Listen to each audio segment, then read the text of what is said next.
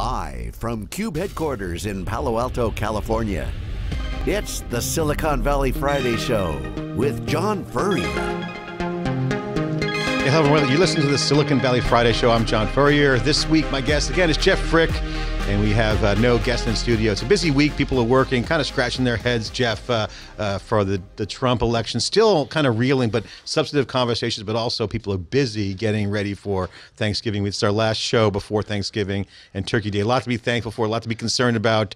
You know, it's the 18th of November.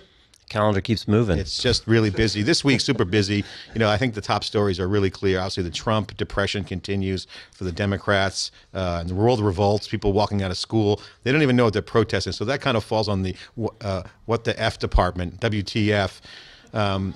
Because I just don't understand. I just got to move on. And I think people are moved on. And it's interesting. There's some people in Silicon Valley that have been really kind of vocal about it and vocal in a trolling way. But others have been being substantive. For instance, Jeff Hammerbacher, founder of Cloudera, had a great thread within his friend group.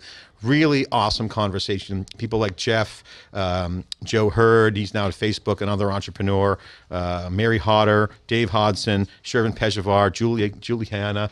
These guys are having conversations. They're thought leaders, but they don't claim themselves as thought leaders. But when things matter, they're actually organizing substantive conversations. Others aren't. Others just, barking at the moon saying the left sucks, the right sucks. And so that's an interesting week for me. Well, hopefully we can get back to a point where we can have constructive conversations and constructive dialogues with different points of view and not just go straight to the whatever card you want to try to pull out. So it's actually a good thing. Yeah, I'll never unfriend someone for having a different opinion. If they're a jerk, I'll block them and unfriend them. But I respect people's opinions, and I love the discourse if there's conversations. I mean, come on, put it out there.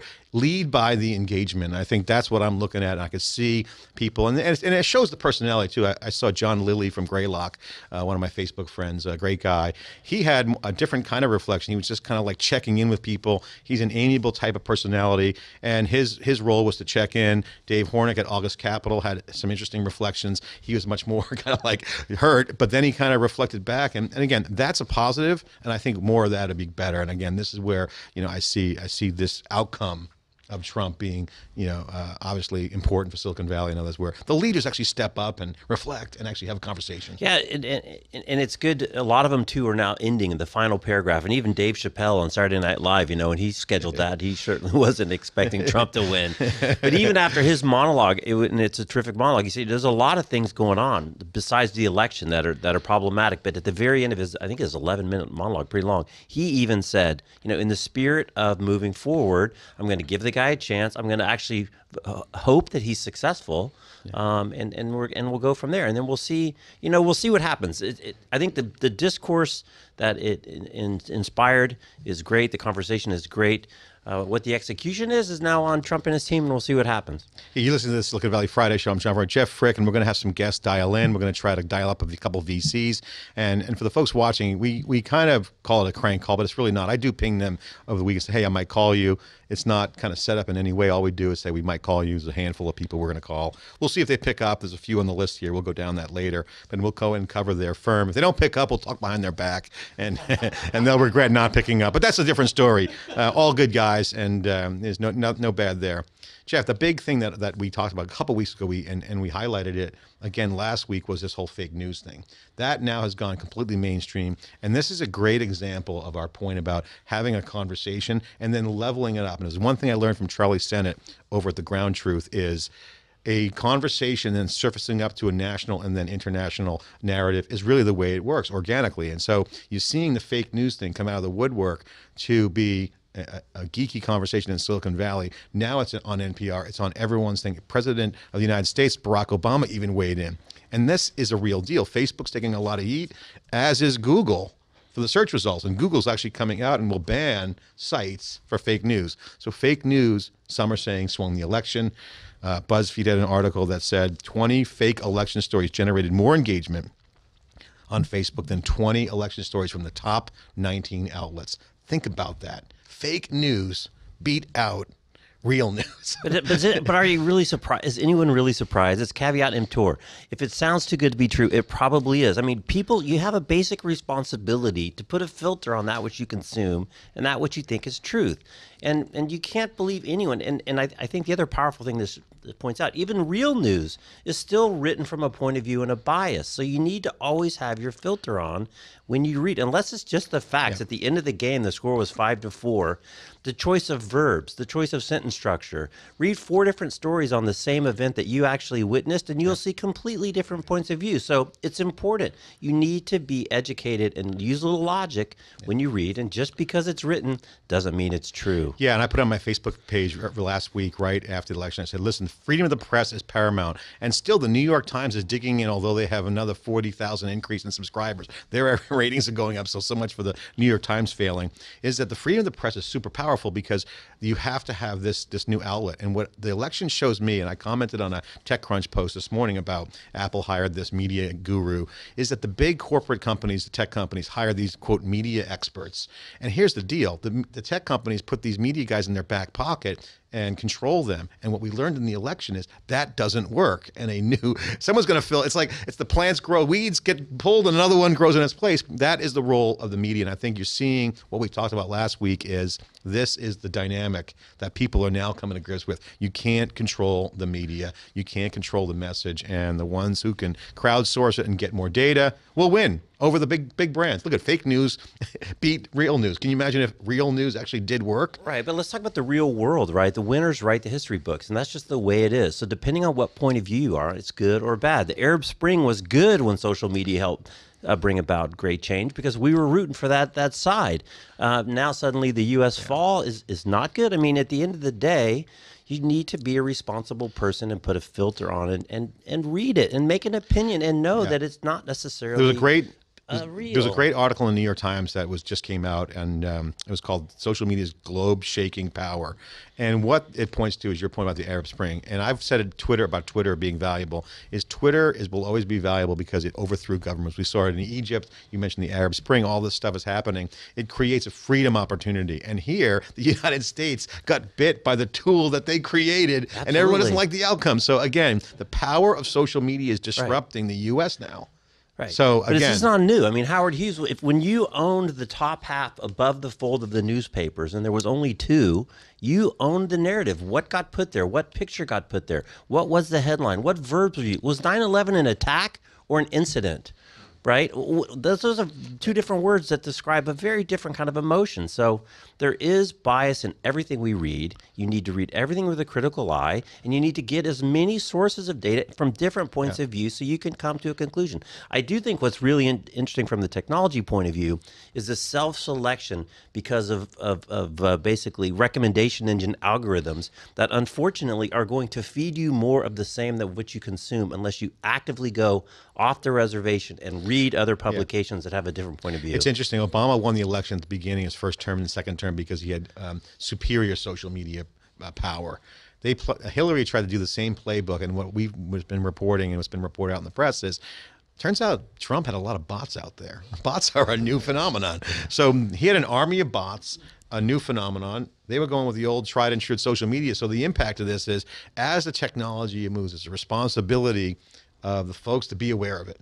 Yeah. And leverage it. And I think that is one of the impacts that people got to walk away, is that every single day there's a new opportunity to get the message out. Well, and the other thing, I just interviewed a guy from Mashable yesterday, and they do a lot of big data analysis on all the articles that go out, and they know what things trigger more consumption and less consumption and what factors feed in. Now, does that menu that you give to your editorial staff to write to this menu? No. But it does influence how potentially you put the picture in, how you structure your sentences, how long is the duration of the thing. These are very real items that are calculated in to drive consumption of these things. So the fake news, I mean, go to any news site and look down the bar. Those are all fake news stories. I mean, what do we see at the grocery store and have seen at the grocery store line? I mean, the aliens, John, are in your house and having babies. I mean, this is not new news.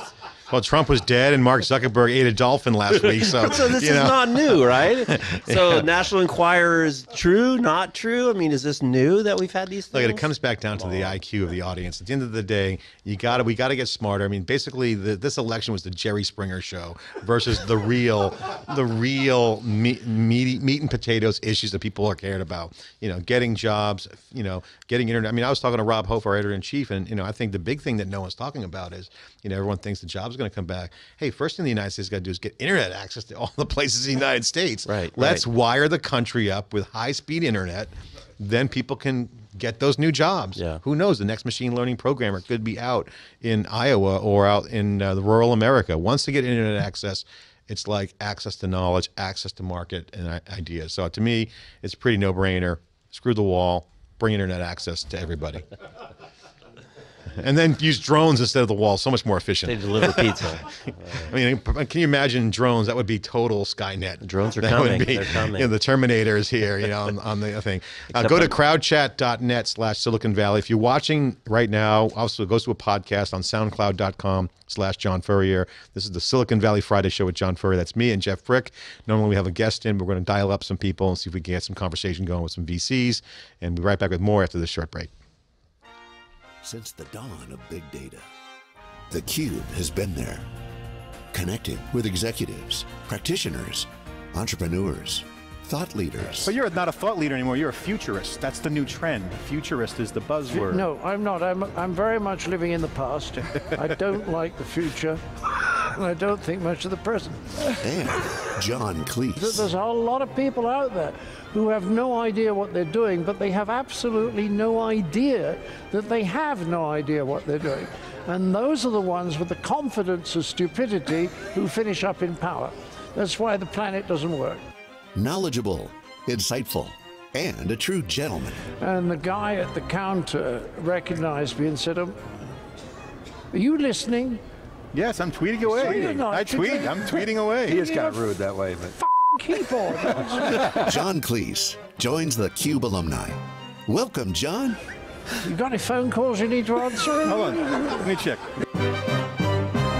the cube is a comfortable place. You come inside the cube and we have a conversation, almost as if it were a chance meeting, and we have a discussion about a particular topic. Our philosophy is everybody's expert at something. Everybody's passionate about something and has real deep knowledge about that something. Well, we want to focus in on that area and extract that knowledge and share it with our communities. Folks who have never heard of it before come in the cube and say, wow, this is really cool what you guys are doing. It's unique, it adds value to the community, and it adds value by really sharing information. I can't tell you how many people stop me at conferences or on the streets, on our airport, say, hey, I love your show. People that I've never met before. They say to me, I know you, you don't know me. I watch theCUBE, I queue up your videos, I listen to them while I'm on the treadmill. You know, it helps me, learn, expands my knowledge. Thank you. So, it's really an honor to be part of that community. This is Dave Vellante. Thanks for watching theCUBE. You're listening to the Silicon Valley Friday Show with John Furrier.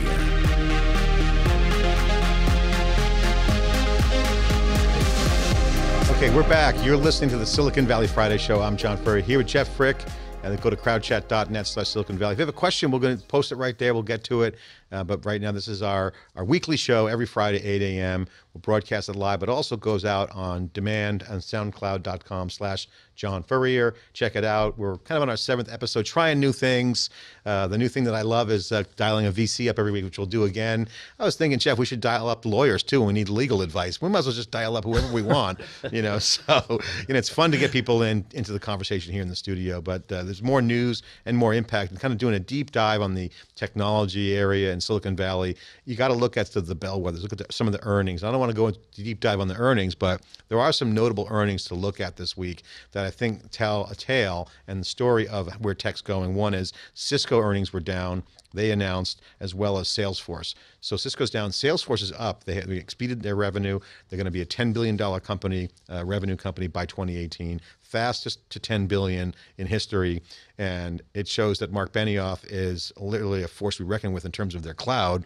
But they have the mother of all lock-ins. And again, I commented on TechCrunch and said, hey, you know, data is the power. Database was the lock-in. We saw that with Oracle. Now data is the lock-in. We know Salesforce went after LinkedIn. They went after Twitter. They actually stoked the government, which I think shouldn't even be involved. And we'll talk about FanDuel and those other things later. But when the government gets involved, innovation gets killed, in my opinion. So to me, I think Benioff, you know, poking at the government to look at these deals, kind of, I'm not sure I like that. But he's got the mother of all lock-ins in the data.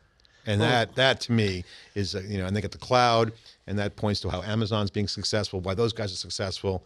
Data's the lock-in. I mean, well, data's a lock-in. There's a couple things he's got going on. And just regular subscription revenue is tough to beat. You get people on, they set it up on automatic payment, and they pay every month, they get their payment. The other thing that he was smart to do on the Salesforce as an application space is get close to the revenue. Right, if you're close to the revenue, there is revenue there for you. Well, revenue funds business. Exactly. Business funds workflow. So you control the money, follow the money, as we always say. This is the big thing. But the Amazon's the same way. You can get in, but you can't get out once you get in. Once you get in. Hotel California? Hotel Seattle. No, it's Hotel Seattle now because you got Microsoft and Amazon in Seattle. Yeah, and a new venture. Cube Alumni in the Move in Seattle.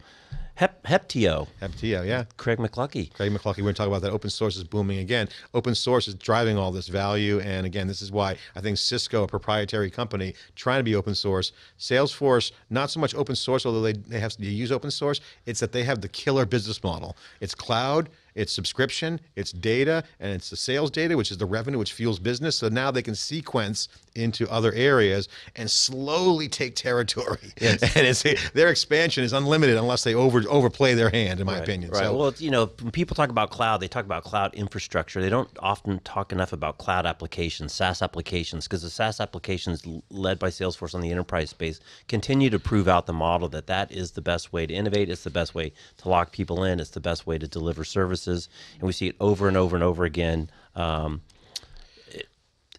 Charles Phillips, you know, announced with Infor a couple of years ago, I think it was 3 years ago now, that they are flipping all their industry-specific apps to cloud on Amazon because that's really the best way to deliver software. So we're getting some great commentary on just getting the last segment. The fake news thing is getting everyone all riled up. I love fake news. news. Amir is one of my Facebook friends. I hope you'd fight this fake news nonsense instead of promoting it. First of all, I'm not promoting it. I'm actually slam dunking it, Amir. So FYI, you know, the fake news is what it is. You can't fight reality. Fake news was working, and people actually click on it, so they're dumb.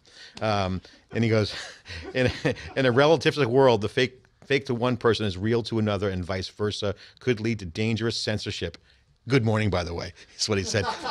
Thanks, Amir, for your commentary. No, but Jeff, he brings up a good point. Not to go back to fake news, but he brings up a point, which is what is fake to someone, it might be actually real. So he brings up the whole censorship.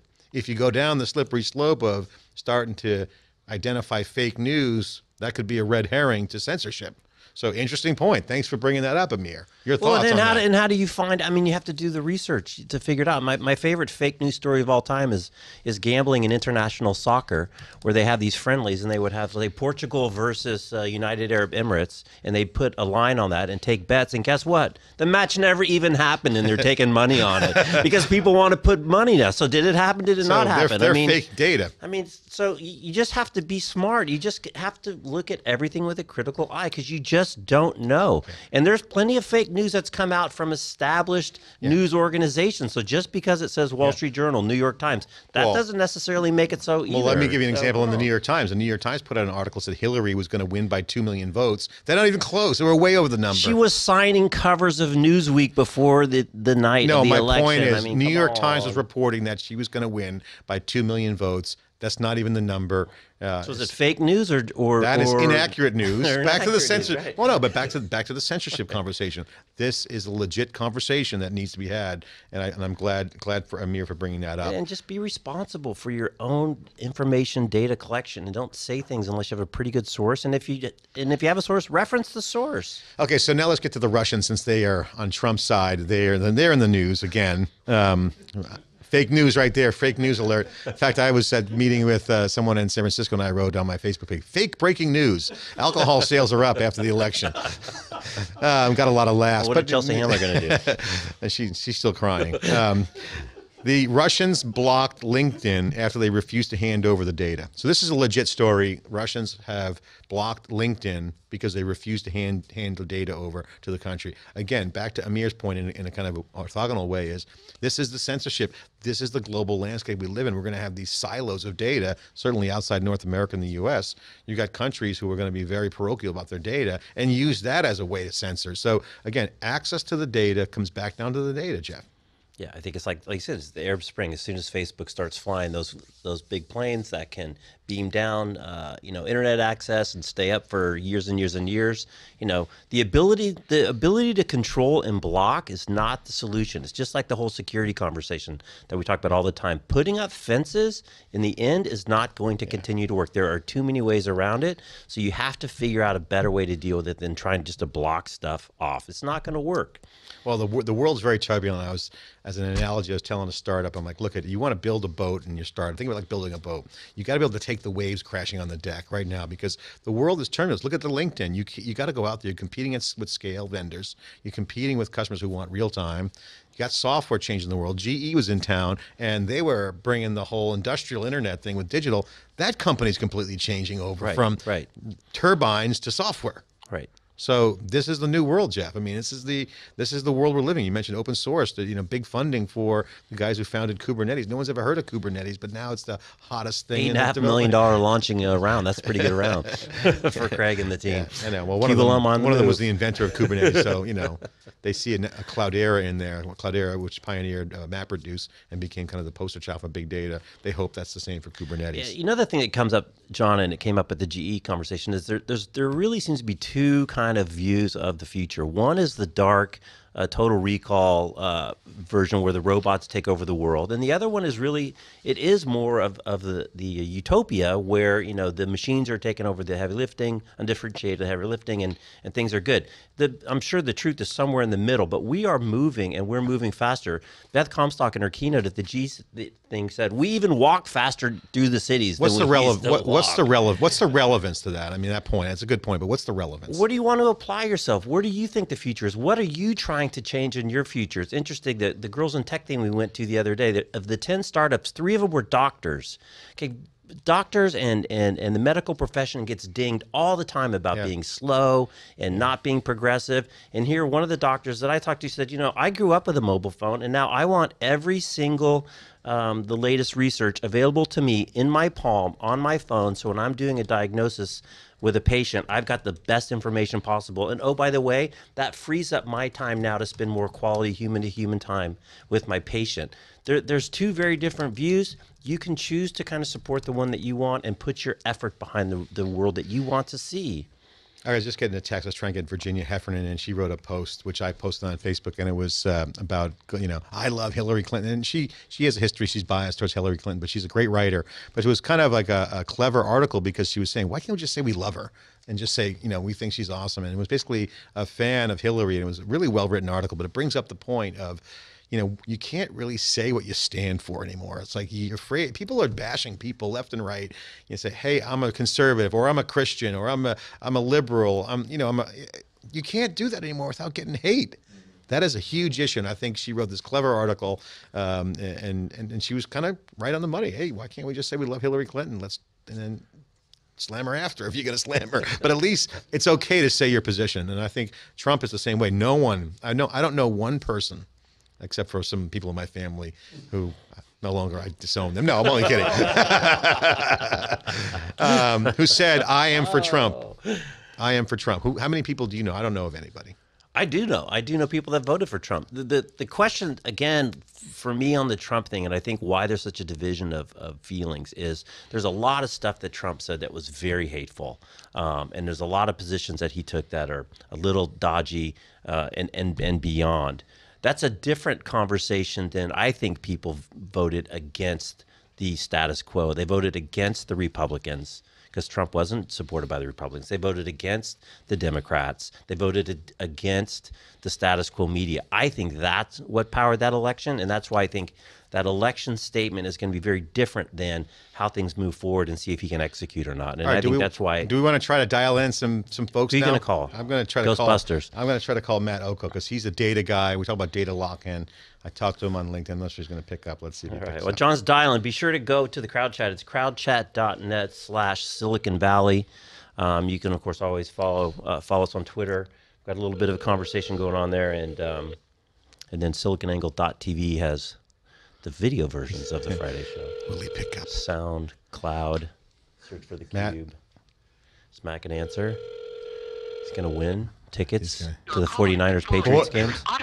Voicemail. 65052. Ooh, you want to hide that number.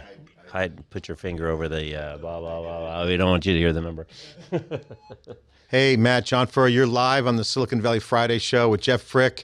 Try to get a hold of you, talk about data science. But, dude, what are you doing, deals right now? You're not going to pick up the phone? Let's do this. Jeff, any questions for Matt? Maybe you can comment on Twitter. No. Matt, you missed an opportunity. Come on, we want to talk about data and your investments. Next time, baby, pick up. Let's try to get somebody else. Yeah. Let's get in and try to do another one. Let's see if we can get. Who are you going to call? We need some like Jeopardy music. Are we on Sirius yet? Sirius Radio 702. All right, here we go. Who's it going to be? It's like a surprise. Yeah. And Christmas isn't even here yet. We want people who can actually spice things up. I like Matt because he's very colorful and smart. Yeah. Liners. Okay, go to crowdchat.net/SiliconAngle. We started to build our 2017. I'm not going to say who this is, so that. Oh, see, the word's out. The word's out. They're all hiding from you, John. Well, look they're all terrible VCs to begin with. I wouldn't even go to them. You know, if they pick up, they're great. If they don't, nice statement on Jerry Chen, who answers his phone. Jerry Chen and Paul Martino are the best VCs in the business. You know, you go to those guys, Bullpen Capital They answer the and phone. Greylock. Well, a lot of these VCs are followers too. I mean, there's leaders and there's followers. I mean, to me, if you look at the VC culture, Jeff, right now, it's like right now the VCs are trying to pick the winners, and the world's changing so fast. They don't even know what the winners are. And I'm hearing so many stories in Silicon Valley where they're raising so much money that they are actually passing on deals. And I'll give you an example. There's one VC that I know that actually passed on a deal that was doing $40 million in revenue. The entrepreneur only needed like $3 million. They were kicking ass and passed on the deal because they were too afraid to do the deal. And they said, come back and we'll pay double the valuation because they just want to de-risk it. So what that means is they're moving away from the real investment risk side of it and mostly on the growth side. So what that means is that these companies that are actually winning go to the partnerships and they don't understand the business. So 40 million and growing. I mean, you don't need enough money. You need 20 million. Well, they got to put more money to work. That's the reality is they got to put a lot of money to work, and it's a transaction-based business. And you divide $1 billion by an average transaction amount, and it takes just as much work for a VC to do $1 million deal as a $10 million deal as a $50 million deal, and that's part of the problem, the bad problem of having a $1 billion fund to work. Well, the VC market is being disrupted. The press is being disrupted. And, if we start seeing fake VC out there, then we're going to know that, that the world's in trouble, and certainly going to be disrupted. A lot of seed funding going on, a lot of new opportunities. We'll be back in our next segment. We're going to do the Thinking Out Loud. We're going to go into pre-Thanksgiving mode, what we're thankful for, and look at some of the key things that we see on our radar for the next half of the year. Obviously, Amazon reInvent's coming up. HPE in London are going to be a show to see how HP's transforming. Obviously, Meg Whitman's kind of in the back end of her 5-year commitment to turn that around. They're shedding businesses. They're doing corporate development, and again, they had a 30% layoff. So we're going to dig into that, but we're going to also dig into Amazon, the impact of that, and also what we're thankful for. It's Thanksgiving next week. I'm John Furrier. Listening to the Silicon Valley Friday show. I'll be right back. I remember when I had such a fantastic batting practice, I walked by a couple of sports writers in that era. Hall of Famer Reggie Jackson.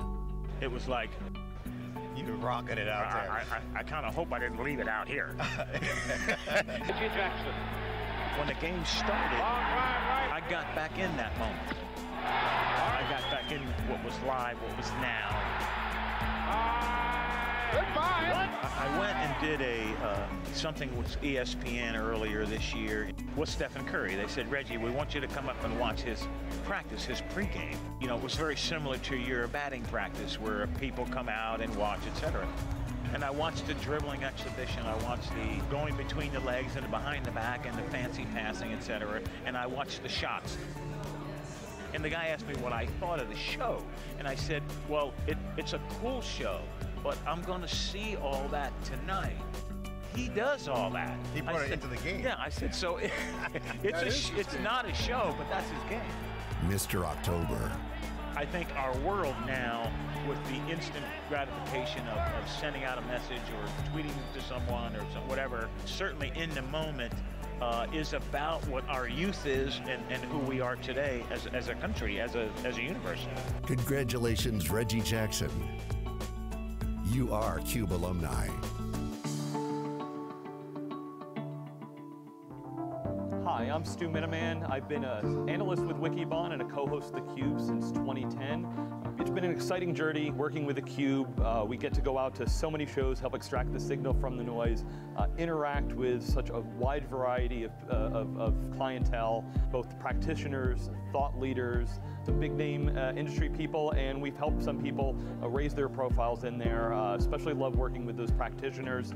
We've seen them move their careers forward and move their businesses forward as they take advantage of technologies and practices that they've learned, talking with us, working with our research people, and working with their peers. This is Stu Miniman. Thanks for watching theCUBE. You're listening to the Silicon Valley Friday Show with John Furrier.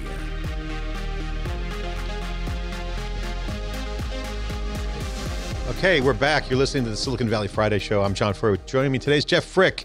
This is kind of our Thinking Out Loud segment, kind of thoughts of the week. A couple of things jumped out while we were on that break we didn't mention on the news was that Intel just had a big announcement yesterday about their AI, their Nirvana intelligence and the AI, artificial intelligence, augmented intelligence, which IBM calls it. But you're really seeing Intel moving into the chip game, and I think it's under a lot of pressure from NVIDIA. We had NVIDIA covered. We covered those guys at Big Data NYC, our event that goes on during Big Data Week. There's also another companion event that goes on, Strata, as well. But during Big Data NYC, we talked to NVIDIA.